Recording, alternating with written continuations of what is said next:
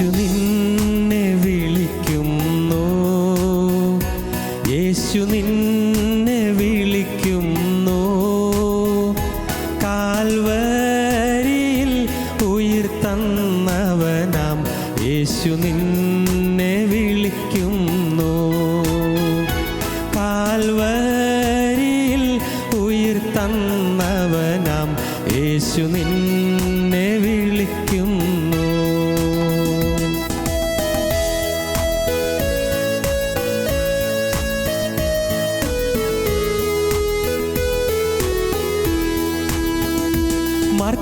മർത്യജീവിതം ക്ഷണികം, മൃത്യു വന്നിടും ഒരു നാൾ. മർത്യജീവിതം ക്ഷണികം, മൃത്യു വന്നിടും ഒരു നാൾ. മറക്കാതെ നിന്നോട് ആത്മരക്ഷ മുന്നമേ നീ പ്രാപിക്കുവാൻ. മറക്കാതെ നിന്നോട് ആത്മരക്ഷ മുന്നമേ നീ പ്രാപിക്കുവാൻ. യേശു നിന്നെ വിളിക്കുന്നു, യേശു നിന്നെ വിളിക്കുന്നു. കാൽവരിയിൽ ഉയിർത്തന്നവനാം യേശു നിന്നെ വിളിക്കുന്നു. കാൽവരിയിൽ ഉയിർത്തന്നവനാം യേശു നിന്നെ വിളിക്കുന്നു.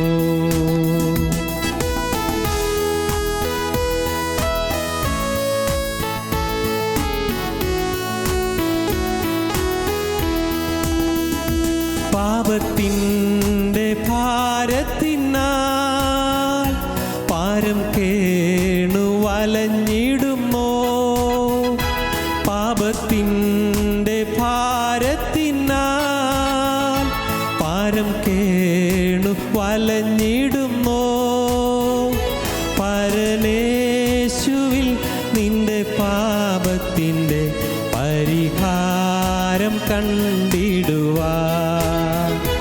പരനേശുവിൽ നിന്റെ പാപത്തിൻ്റെ പരിഹാരം കണ്ടിടുവാൻ. യേശു നിന്നെ വിളിക്കുന്നു, യേശു നിന്നെ വിളിക്കുന്നു. കാൽവരിയിൽ ഉയിർത്തന്നവനാം യേശു നിന്നെ വിളിക്കുന്നു. കാൽവരിയിൽ ഉയിർത്തന്നവനാം യേശു നിന്നെ വിളിക്കുന്നു.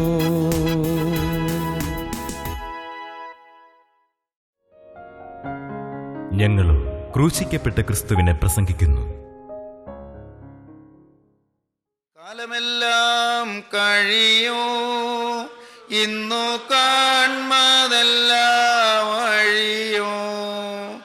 കാലമെല്ലാം കഴിയൂ, ഇന്നു കാൺമതെല്ലാം വഴിയോ. പിന്നെ പുതുയുഗം വിരിയും, തിരികെ വരാതെ നാം നിത്യതയിൽ മറയും. പിന്നെ പുതുയുഗം വിരിയും, തിരികെ വരാതെ നാം നിത്യതയിൽ മറയും. കാലമെല്ലാം തീർന്നു പോകും, ഇന്ന് കാണുന്നതെല്ലാം നശിച്ചു പോകും. ഇന്ന് കാണുന്നതെല്ലാം മാറിപ്പോകും, ഇന്ന് കാണുന്നതെല്ലാം അഴിയും. പിന്നെ ഒരു പുതിയ യുഗം വിരിയും. നാമോ തിരികെ വരാതെ നിത്യതയിലേക്ക് മാറ്റപ്പെടും. നാമോ തിരികെ വരാതെ അനന്തതയിലേക്ക് മാറ്റപ്പെടും. കാലമെല്ലാം കഴിയും, ഇന്ന് കാണുന്നതെല്ലാം അഴിയും. പിന്നെ പുതിയുഗം വിരിയും. തിരികെ വരാതെ നാം ഇതാ നിത്യതയിലേക്ക് മാറാൻ പോവുകയാണ്. കർത്താവേ, നിത്യതയ്ക്ക് വേണ്ടി, നിത്യജീവന് വേണ്ടി, നിത്യസ്വർഗത്തിന് വേണ്ടി, നിത്യ സ്വർഗീയ ശാന്തിക്ക് വേണ്ടി എന്നെ നീ ഒരു വിശുദ്ധനാക്കണമേ. നമുക്ക് പ്രാർത്ഥിക്കാം, നമുക്ക് തിരുവചനം ചിന്തിക്കാം. ഉൽപ്പത്തി പുസ്തകം 45-ാം അധ്യായം 27 വാക്യം. യോസേപ്പ് തങ്ങളോട് പറഞ്ഞ വാക്കുകളൊക്കെയും അവർ അവനോട് പറഞ്ഞു. തന്നെ കയറ്റിക്കൊണ്ടു പോകുവാൻ യോസേപ്പ് അയച്ച രഥങ്ങളെ കണ്ടപ്പോൾ അവരുടെ അപ്പനായ യാക്കോബിന് വീണ്ടും ചൈതന്യം വന്നു. മതി, എൻ്റെ മകൻ യോസേപ്പ് ജീവനോടിരിക്കുന്നു, ഞാൻ മരിക്കും മുൻപേ അവനെ പോയി കാണും എന്ന് ഇസ്രായേൽ പറഞ്ഞു. ദൈവ തിരുനാമത്തിന് മഹത്വം ഉണ്ടാകട്ടെ. അവരുടെ അപ്പനായ യാക്കോബിന് വീണ്ടും ചൈതന്യം വന്നു. ചൈതന്യം കെട്ടിരിക്കുകയായിരുന്നു യാക്കോബ്. ശിമയോൻ തിരികെ കിട്ടുമോ? ബെന്യാമീൻ തിരികെ വരുമോ? യൗസേപ്പോ വർഷങ്ങൾക്ക് മുമ്പ് മരിച്ചുപോയി. 20 വർഷം മുമ്പ് യൗസേപ്പ് മരിച്ചു. യൗസേപ്പിനെ ഏതോ കാട്ടുമൃഗം പറിച്ച് കീറി ചീന്തിക്കളഞ്ഞു. ശിമയോൻ അങ്ങ് ഈജിപ്തിൽ ബന്ധിതനാണ്. ബെന്യാമീൻ ഈ പ്രാവശ്യം കൊണ്ടുപോയിട്ടുണ്ട്. വരുമോ ഭയത്തോടുകൂടി ഇരിക്കുകയായിരുന്നു. ഭാഗ്യം, ഇതാ ബെന്യാമീനും ശിമയോനും ഉൾപ്പെടെ അവർ 11 പേരും വന്നു. യൗസേപ്പിനെ കുറിച്ച് ഇനി പ്രതീക്ഷിക്കുക വകയില്ല. യൗസേപ്പിനെ കുറിച്ച് യാതൊരു കാരണവശാലും ഇനിയും കാണാൻ ഒക്കുമെന്ന് ഒരു കാരണവശാലും ചിന്തിക്കാൻ സാധ്യമല്ല. യൗസേപ്പ് എത്രയോ വർഷം മുമ്പ് മരിച്ചു എന്നാണ് യാക്കോബിൻ്റെ ചിന്ത. എന്നാൽ പ്രിയപ്പെട്ടവരെ, ഇവർ മക്കൾ 11 പേരും വന്നപ്പോൾ അപ്പനോട് പറയുകയാണ്, യാക്കോബിനോട് പറയുകയാണ്, യൗസേപ്പ് ജീവനോടുകൂടി ഇരിക്കുന്നു. യൗസേപ്പ് ഈജിപ്തിലെ മേലധികാരിയാണ്. യൗസേപ്പ് മിസ്രൈമിൽ ഫറോ രാജാവ് കഴിഞ്ഞാൽ ഏറ്റവും ഉയർന്ന ഔദ്യോഗിക പദവിയിൽ വിരാജിക്കുന്ന മഹത് വ്യക്തിയാണ്. യൗസേപ്പ് ഇന്ന് അനേകം നാടുകളിൽ നിന്ന് വരുന്ന പട്ടിണിപ്പാവങ്ങൾക്ക് ധാന്യം കൊടുക്കുന്ന ശ്രേഷ്ഠമായ ശുശ്രൂഷ ചെയ്യുന്ന അനുഗ്രഹീത വ്യക്തിയാണ്. അവർ പറയുകയാണ്, യൗസേപ്പ് ജീവനോടിരിക്കുന്നു, അവൻ മിസ്രയീം ദേശത്തിനൊക്കെയും അധിപതിയാകുന്നു എന്ന് സഹോദരന്മാർ അവർ 11 പേരും അപ്പനായ യാക്കോബിനോട് പറഞ്ഞു. ഉൽപ്പത്തി പുസ്തകം 45 അധ്യായം 26 വാക്യത്തിൽ അങ്ങനെയാണ് നാം കാണുന്നത്. അവനോട് യൗസേപ്പ് ജീവനോടിരിക്കുന്നു, അവൻ മിസ്രയീം ദേശത്തിനൊക്കെയും അധിപതിയാകുന്നു എന്ന് പറഞ്ഞു. അപ്പോൾ യാക്കോബ് സ്തംഭിച്ചുപോയി. എന്തോ ഒരു അതിശയം! വർഷങ്ങൾക്ക് മുമ്പ് മരിച്ചുപോയി എന്ന് കരുതിയിരുന്ന യൗസേപ്പ് ജീവനോടിരിക്കുന്നു. യാക്കോബിന് വീണ്ടും ചൈതന്യം വന്നു. ചൈതന്യം കെട്ട് വർഷങ്ങളായി ആ വൃദ്ധപിതാവ് കഴിയുകയായിരുന്നു. ചൈതന്യം കെട്ടിരുന്ന യാക്കോബിന് വീണ്ടും ചൈതന്യം വന്നു. പ്രിയപ്പെട്ടവരെ, ഇന്ന് ഈ വാക്കുകളെ നിങ്ങൾ കേൾക്കുമ്പോൾ നിങ്ങളുടെ ഉടയവനും നാഥനുമായ കർത്താവായ യേശുവിനോട് നിങ്ങൾ പ്രാർത്ഥിക്കണം. കർത്താവേ, ഞാൻ ഈ വാക്കുകളെ കേൾക്കുമ്പോൾ എനിക്ക് ചൈതന്യം തരണമേ. യൗസേപ്പ് ജീവനോടുകൂടി ഇരിക്കുന്നു എന്ന് കേട്ട മാത്രയിൽ യാക്കോബിന് ചൈതന്യം വന്നു. എൻ്റെ നാഥ, ഇന്ന് യേശുക്രിസ്തു ജീവിക്കുന്നു എന്ന് അറിഞ്ഞ് വിശ്വസിച്ച് ചൈതന്യം പ്രാപിക്കാൻ എനിക്ക് ഭാഗ്യം നൽകണമേ. സഹോദരങ്ങളെ, നിങ്ങളുടെ ജീവിതത്തിൽ ചൈതന്യം കെട്ടുപോയിട്ടുണ്ടോ? യാക്കോബിന് ചൈതന്യം വീണ്ടും കൊടുത്ത ദൈവം, യാക്കോബിന് വീണ്ടും ഒരു പുനരുദ്ധാനം കൊടുത്ത ദൈവം, ഒരു ഉദ്ധാരണം കൊടുത്ത ദൈവം, ഒരു ശ്രേയസ്സും ഐശ്വര്യവും ഉത്കർഷവും കൊടുത്ത ദൈവം ഇന്ന് കരുണയോടെ നമ്മോട് ഇടപെടുകയാണ്. നിങ്ങൾ ആയിരിക്കുന്ന സ്ഥാനത്ത് നിങ്ങളെ കാണുന്ന ദൈവം, നിങ്ങളുടെ പ്രശ്നത്തിൻ്റെ മധ്യത്തിൽ നിങ്ങൾ വലയുമ്പോൾ നിങ്ങളെ കാണുന്ന ദൈവം, നിങ്ങളുടെ കണ്ണുനീരണിഞ്ഞ മുഖത്തേക്ക് നോക്കിക്കൊണ്ട് നിങ്ങൾ ഏങ്ങലടിക്കുന്ന സമയത്ത് നിങ്ങളോടൊപ്പം കരയുന്ന ദൈവം, നിങ്ങളോടൊപ്പം കണ്ണുനീർ വാർക്കുന്ന ദൈവം, സഹതാപം നിറഞ്ഞ സ്നേഹനിധിയായ കർത്താവായ യേശുക്രിസ്തു, അവിടുന്ന് നിങ്ങൾക്ക് ചൈതന്യം തരും. യാക്കോബിന് ചൈതന്യം ലഭിച്ചു. രണ്ടാമതായി നാം തിരുവചനത്തിൽ കാണുന്നത് ആർക്ക് ചൈതന്യം ലഭിക്കും? മനസ്താപമുള്ള ഹൃദയമുള്ളവർക്ക് ചൈതന്യം ലഭിക്കും. താഴ്മയുള്ള മനസ്സുള്ളവർക്ക് ചൈതന്യം ലഭിക്കും. യെശയ്യാ പ്രവാചകന്റെ പുസ്തകം 57 അധ്യായം 15 വാക്യത്തിൽ നാം അങ്ങനെയാണ് കാണുന്നത്. മനസ്താപമുള്ളവരുടെ ഹൃദയത്തിന് ചൈതന്യം ലഭിക്കും. മാത്രമല്ല, തകർന്ന് മനസ്സ് താഴ്മയോടുകൂടി ഇരിക്കുന്ന മനസ്സ് അങ്ങനെയുള്ളവർക്ക് ചൈതന്യം ലഭിക്കും. യെശയ്യാ 57:15 ഉന്നതനും ഉയർന്നിരിക്കുന്നവനും ശാശ്വതവാസിയും പരിശുദ്ധനെന്ന് നാമമുള്ളവനും ആയവന് പ്രകാരം അരുളി ചെയ്യുന്നു, ഞാൻ ഉന്നതനും പരിശുദ്ധനുമായി വസിക്കുന്നു. താഴ്മയുള്ളവരുടെ മനസ്സിനും മനസ്താപമുള്ളവരുടെ ഹൃദയത്തിനും ചൈതന്യം വരുത്തുവാൻ മനസ്താപവും മനോവിനയമുള്ളവരോട് കൂടെയും വസിക്കുന്നു. താഴ്മയുള്ളവരുടെ മനസ്സിന് ചൈതന്യം വരുത്തുവാൻ, മനസ്താപമുള്ളവരുടെ ഹൃദയത്തിന് ചൈതന്യം വരുത്തുവാൻ, മനസ്താപവും മനോവിനയവും ഉള്ളവരോടുകൂടെയും ഞാൻ വസിക്കുന്നു എന്ന് നിത്യനായ ദൈവം അരുളി ചെയ്യുന്നു. താഴ്മയുള്ളവരോടുകൂടെ ദൈവം വസിക്കുന്നു, മനസ്താപമുള്ളവരോടുകൂടെ ദൈവം വസിക്കുന്നു. അരിഷ്ടനും മനസ്സ് തകർന്നവനും എൻ്റെ വചനത്തിങ്കൽ വിറയ്ക്കുന്നവനുമായ മനുഷ്യനെ ഞാൻ കടാക്ഷിക്കും. ആരെയാണ് ദൈവം അനുഗ്രഹിക്കുന്നത്? അരിഷ്ടതയോടുകൂടി ഇരിക്കുന്നവൻ, മനസ്സ് തകർന്നിരിക്കുന്നവൻ, മാത്രമല്ല വചനത്തിങ്കൽ വിറയ്ക്കുന്നവനായ മനുഷ്യൻ, താഴ്മയുള്ള ഹൃദയം, മനസ്താപമുള്ള ഹൃദയം, അങ്ങനെയുള്ള മനോവിനയമുള്ളവരോടുകൂടെ വസിച്ച് ചൈതന്യം വരുത്തുന്നു. രണ്ടാമത് മനോവിനയമുള്ളവർക്ക് ചൈതന്യം വരുത്തുന്നു. മൂന്നാമത് നമുക്ക് വായിക്കാം തിരുവചനത്തിൽ ന്യായാധിപന്മാരുടെ പുസ്തകം 15-ാം അധ്യായം 19-ാം വാക്യം. അപ്പോൾ ദൈവം ലേഹിയിൽ ഒരു കുഴി പിളരുമാറാക്കി, അതിൽ നിന്ന് വെള്ളം പുറപ്പെട്ടു, അവൻ കുടിച്ചു, ചൈതന്യം പ്രാപിച്ചു, വീണ്ടും ജീവിച്ചു. ശിംശോൻ വീരനാണ്, ശിംശോൻ വ്രതസ്ഥനാണ്, ശിംശോൻ ശൂരനാണ്, ശിംശോൻ പരാക്രമിയാണ്. ശിംശോൻ ഇപ്പോൾ തളർന്നിരിക്കുകയാണ്. എന്താണ് ശിംശോൻ തളരാൻ കാരണം? പ്രിയപ്പെട്ടവരെ, ശിംശോൻ തളർന്നത് ദൈവത്തിൻ്റെ ശുശ്രൂഷ കൊണ്ടാണ്, ദൈവിക വേലയിൽ ഉത്സാഹിച്ചത് കൊണ്ടാണ്, ദൈവവേലയിൽ അധ്വാനിച്ചത് കൊണ്ടാണ്. ദൈവവേലക്കാർ ശ്രദ്ധിക്കൂ, ദൈവവചനം പറയുന്നവർ ശ്രദ്ധിക്കൂ, ദൈവിക ശുശ്രൂഷ നിവർത്തിക്കുന്നവർ ശ്രദ്ധിക്കൂ. കൂടെ കൂടെ വെള്ളം കുടിച്ച് ചൈതന്യം പ്രാപിച്ചു കൊള്ളണം. എനിക്ക് കർത്താവിൻ്റെ ശുശ്രൂഷയുണ്ട്, ഞാൻ ദൈവത്തിൻ്റെ വേല ചെയ്യുന്നവനാണ്, ഞാൻ കർത്താവിൻ്റെ ശുശ്രൂഷയിൽ ഞാൻ ഉത്സാഹഭരിതനായി ഞാൻ നിരന്തരം പ്രവർത്തിച്ചു കൊണ്ടിരിക്കുകയാണ് എന്ന് ചിന്തിച്ച് നാം ആരും സന്തോഷിക്കേണ്ട, പ്രശംസിക്കേണ്ട, സംതൃപ്തരാകേണ്ട. വേലയുണ്ടോ എങ്കിൽ ആ അധ്വാനത്തിൻ്റെ പിന്നാലെ ഒരു ക്ഷീണമുണ്ട്. ശിംശോൻ, ഞാൻ പറഞ്ഞല്ലോ, ശിംശോൻ വീരനായിരുന്നു. ശിംശോൻ ഫെലിസ്ത്യർക്ക് പേടി സ്വപ്നമായിരുന്നു. ശത്രു സൈന്യത്തിന് ശിംശോൻ എന്ന പേര് കേൾക്കുമ്പോൾ പേടിച്ച് വിറയ്ക്കുന്ന ഭയങ്കരമായ അവരുടെ ഭീതി വിഷയമായിരുന്നു. എന്നാൽ ആ ശിംശോൻ ഇപ്പോൾ വലിയൊരു ശുശ്രൂഷ ചെയ്തു. ഫെലിസ്ത്യ സമൂഹത്തെ ശിംശോൻ കണ്ടു. ഒരു കഴുതയുടെ പച്ചത്താടിയല്ല് ശിംശോൻ എടുത്തു. കഴുതയുടെ താടിയല്ല്, പച്ചത്താടിയല്ല് അവിടെ കിടപ്പുണ്ടായിരുന്നു. അപ്പോൾ കിട്ടിയ ഒരു താടിയല്ലിൻ്റെ മേന്മ കൊണ്ടല്ല, ശിംശോൻ്റെ മേന്മ കൊണ്ടുമല്ല. നാം അവിടെ വായിക്കുന്നുണ്ട്, അപ്പോൾ യഹോവയുടെ ആത്മാവ് അവൻ്റെ മേൽ വന്നു. ശിംശോൻ്റെ മേൽ ദൈവത്തിൻ്റെ ആത്മാവ് വന്നു. ദൈവത്തിൻ്റെ ആത്മാവ് ശക്തിയോടെ വന്നു. ദൈവത്തിൻ്റെ ആത്മാവ് തീക്ഷ്ണമായ ശക്തിയോടെ ദൈവദാസൻ്റെ മേൽ വന്നു. വ്രതസ്ഥനായ ശിംശോൻ്റെ മേൽ ദൈവത്തിൻ്റെ ആത്മാവ് ശക്തിയോടെ ഇറങ്ങി. ഈ പരിശുദ്ധാത്മാവ് ശക്തിയോടെ ഇറങ്ങിയപ്പോൾ ശിംശോൻ്റെ മേലുണ്ടായിരുന്ന എല്ലാ ബന്ധനങ്ങളും അഴിഞ്ഞുപോയി. ബന്ധനം അഴിയും. ആത്മാവ് ഇറങ്ങുമ്പോൾ ദുശ്ശീലങ്ങൾ മാറും. പരിശുദ്ധാത്മാവ് വരുമ്പോൾ ദുസ്വഭാവങ്ങൾ മാറും.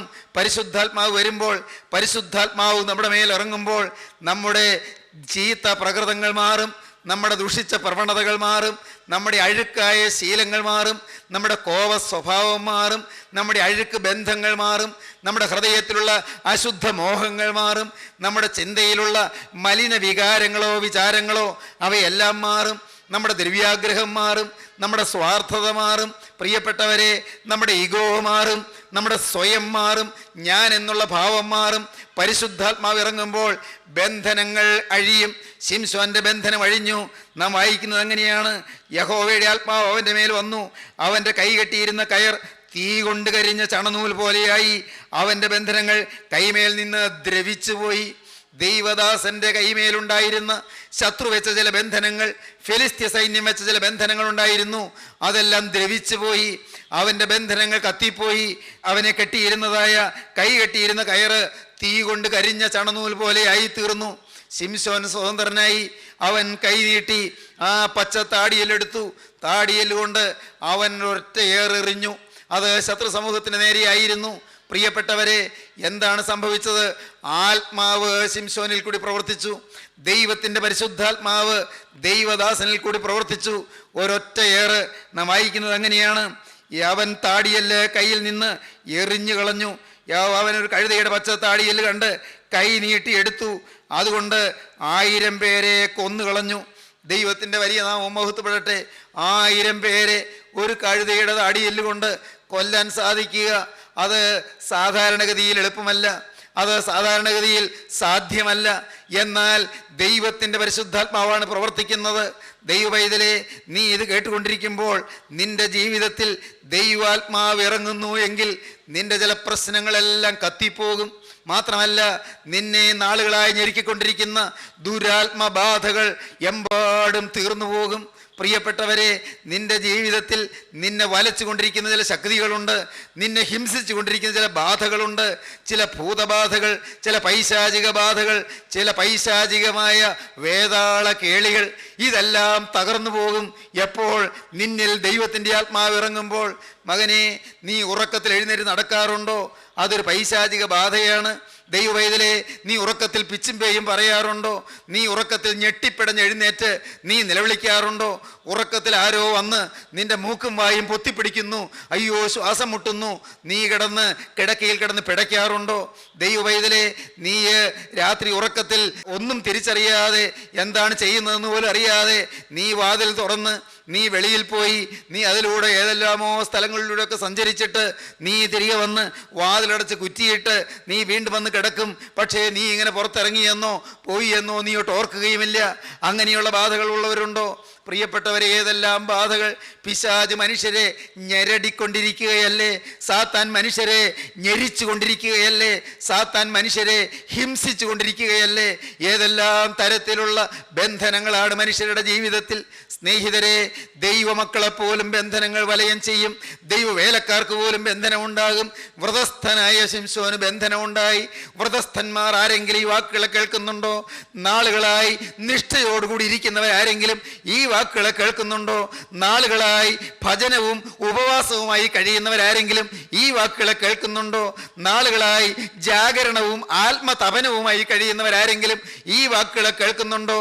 പ്രിയപ്പെട്ടവരെ, നിങ്ങൾ ഈ സമയത്ത് ഉയരത്തിലേക്ക് നിങ്ങളുടെ ഹൃദയം ഉയർത്തണം. ഹൃദയം ഉയർത്തിയിട്ട് നിങ്ങൾ പറയണം, കർത്താവേ, ബന്ധനങ്ങളുണ്ട് എനിക്ക്.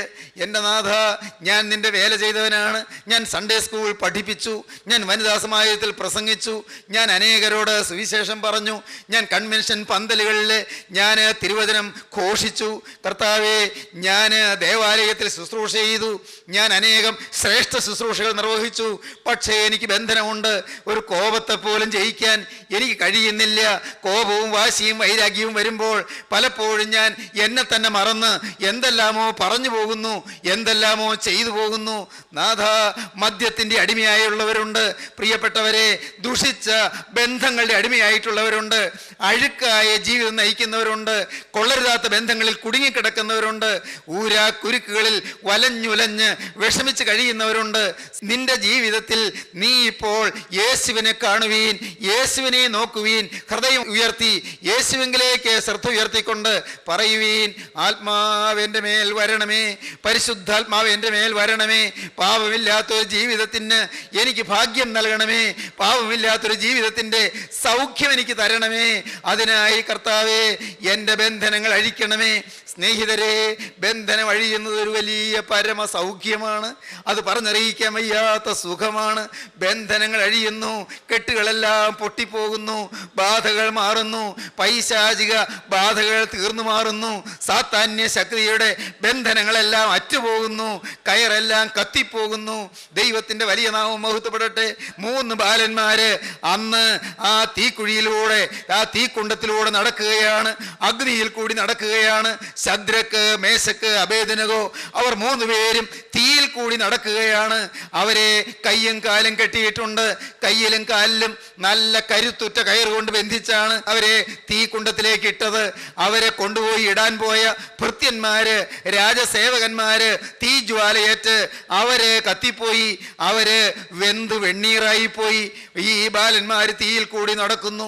പ്രിയപ്പെട്ടവരെ, ഇപ്പോൾ 3 ബാലന്മാരെയാണ് ഇട്ടത്. ഇതാ 4മതൊരുവൻ കൂടെ നടക്കുന്നു. 4 പേര് നടക്കുന്നു. രാജാവ് സേവകരോട് ചോദിച്ചു, നോക്ക്, നമ്മൾ എത്ര പേരെയാണ് ഇട്ടത്? രാജാവേ, നമ്മൾ 3 പേരെയാണല്ലോ തീക്കുഴിയിലിട്ടത്. രാജാവേ, 3 പേരെയാണല്ലോ ഇട്ടത്. ഇപ്പോൾ നോക്കൂ, 4 പേര് നടക്കുന്നത് പോലെ എനിക്ക് തോന്നുന്നല്ലോ. തന്നെയല്ല, 4മതൊരുവൻ്റെ മുഖം ഒരു ദൈവദൂതൻ്റെ മുഖം പോലെ ശോഭിക്കുന്നല്ലോ. ദൈവത്തിൻ്റെ വലിയ നാമം മഹത്വപ്പെടട്ടെ. സഹോദരങ്ങളെ, എന്താണ് ഉണ്ടായത്? നോക്കി, 4 പേരുണ്ട്. ഈ 4മതൊരുവൻ ആ തീയിലിറങ്ങി. ആ തീ അവർക്ക് പ്രയോജനപ്പെട്ടു. എങ്ങനെ പ്രയോജനപ്പെട്ടു? ആ തീയ് അവരുടെ ബന്ധനം കത്തിച്ചു കളഞ്ഞു. ദൈവ പൈതലേ, നിന്റെ ജീവിതത്തിൽ ബന്ധനം കത്തിച്ചു കളയുന്ന സ്വർഗത്തിലെ തീ ഇറങ്ങട്ടെ.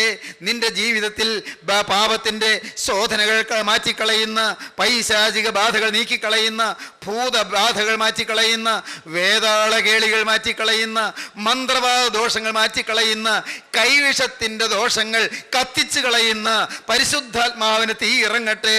ദൈവ പൈതലേ, നീ സാക്ഷാൽ ദൈവത്തിൻ്റെ ആത്മാവുള്ളവനാണെങ്കിൽ ഒരു മന്ത്രവാദത്തെയും പേടിക്കേണ്ട, ഒരു ക്ഷുദ്രപ്രയോഗത്തെയും പേടിക്കേണ്ട, ഒരു കൈവിഷബാധയെയും പേടിക്കേണ്ട. ഒന്നും നിന്നെ തൊടുകയില്ല. ആഭിചാരം യാക്കോബിന് ഫലിക്കുകയില്ല, ലക്ഷണവിദ്യ ഇസ്രായേലിനോട് ഏൽക്കുകയുമില്ല എന്ന് ജീവനുള്ള ദൈവത്തിന്റെ വചനം പറയുന്നു. എന്തിന് ഭയപ്പെടണം മകനെ, മകളെ, നീ എന്തിന് പേടിക്കണം?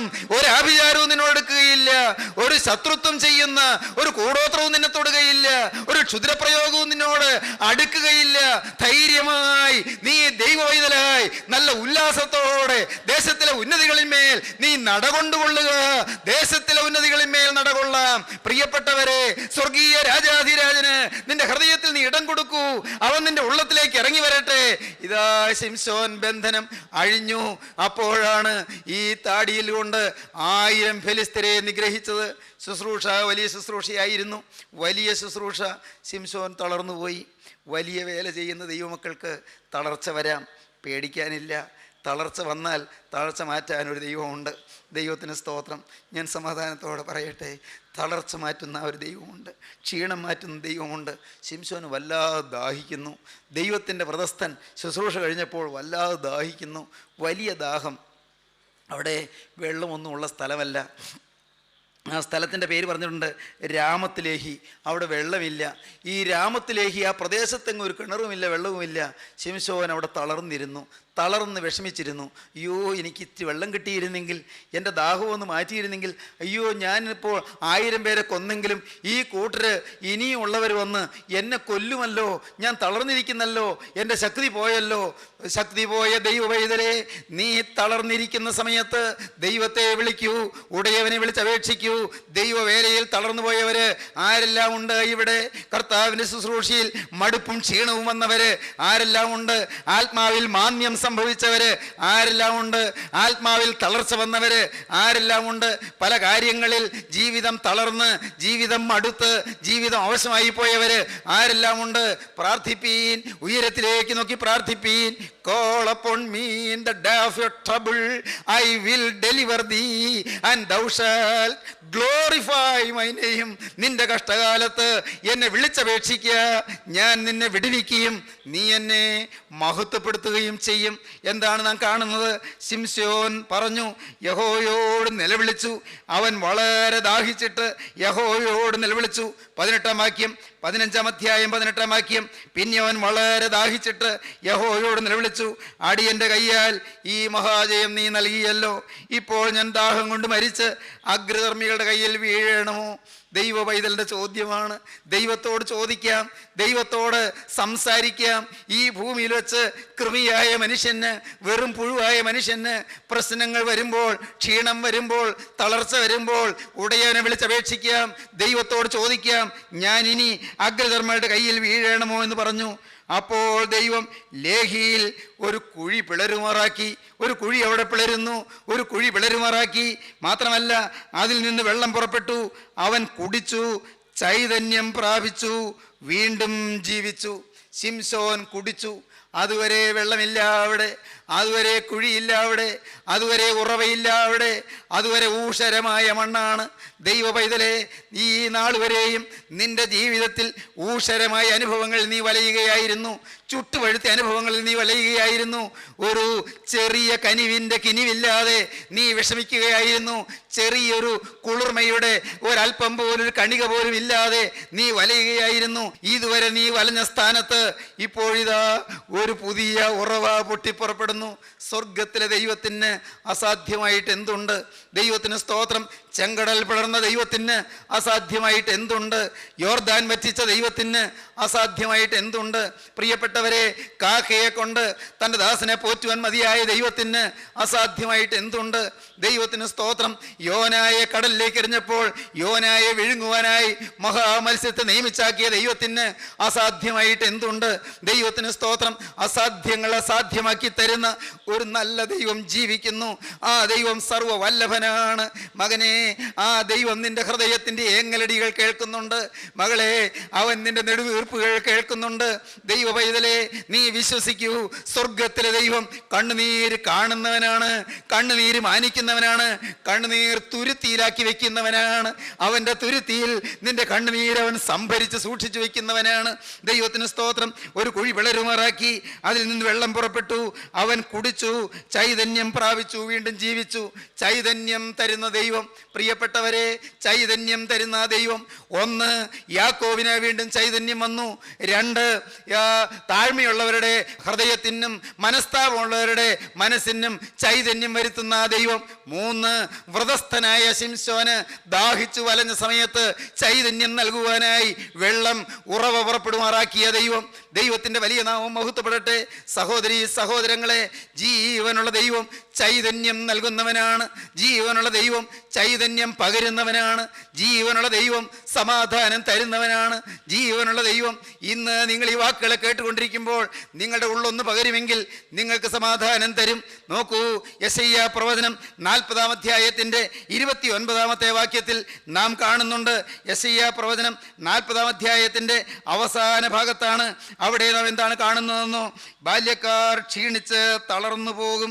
അവൻ ക്ഷീണിച്ചിരിക്കുന്നവന് ശക്തി നൽകുന്നു, ബലമില്ലാത്തവന് ബലം വർദ്ധിപ്പിക്കുന്നു. ബാല്യക്കാർ ക്ഷീണിച്ച് തളർന്നു പോകും, യൗവനക്കാർ ഇടറി വീഴും. എങ്കിലും യഹോവയെ കാത്തിരിക്കുന്നവർ ശക്തിയെ പുതുക്കും. അവർ കഴുകന്മാരെ പോലെ ചിറകടിച്ച് കയറും. അവർ തളർന്നു പോകാതെ ഓടുകയും ക്ഷീണിച്ചു പോകാതെ നടക്കുകയും ചെയ്യും. ബാല്യക്കാർ ക്ഷീണിച്ചു പോകും. ക്ഷീണിച്ചിരിക്കുന്നവന് ബലം നൽകുന്നു, ചൈതന്യം നൽകുന്നു.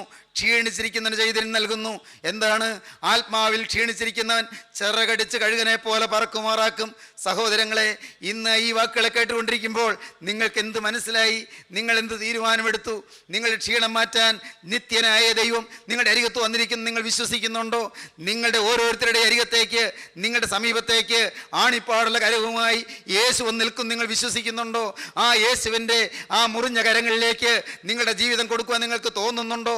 അവൻ്റെ കരങ്ങളിലേക്ക് മകനെ നിന്റെ ജീവിതം കൊടുത്താൽ നഷ്ടമല്ലെന്ന് ഞാൻ പറഞ്ഞു തരാം. ഈ നിസ്സാര മനുഷ്യൻ്റെ ജീവിതം 17-ാമത്തെ വയസ്സിൽ യേശുവിൻ്റെ കൈകളിലേക്ക് കൊടുത്തു. നഷ്ടമായില്ല, ജീവിതം ലാഭമായി, ജീവിതം സമാധാനമായി, കുടുംബം ഐശ്വര്യമായി, കുടുംബം സമാധാനമായി. 17 വയസ്സ് വരെ കരഞ്ഞ് കരഞ്ഞ് വലഞ്ഞൊരു മനുഷ്യൻ ഇതാ ഇന്ന് ശാന്തിയോടെ സമാധാനത്തോടെ നിത്യനായ ദൈവത്തെ വാഴ്ത്തിപ്പാടി സ്തുതിച്ചുകൊണ്ട് സമാധാനമായി ജീവിക്കുന്നു.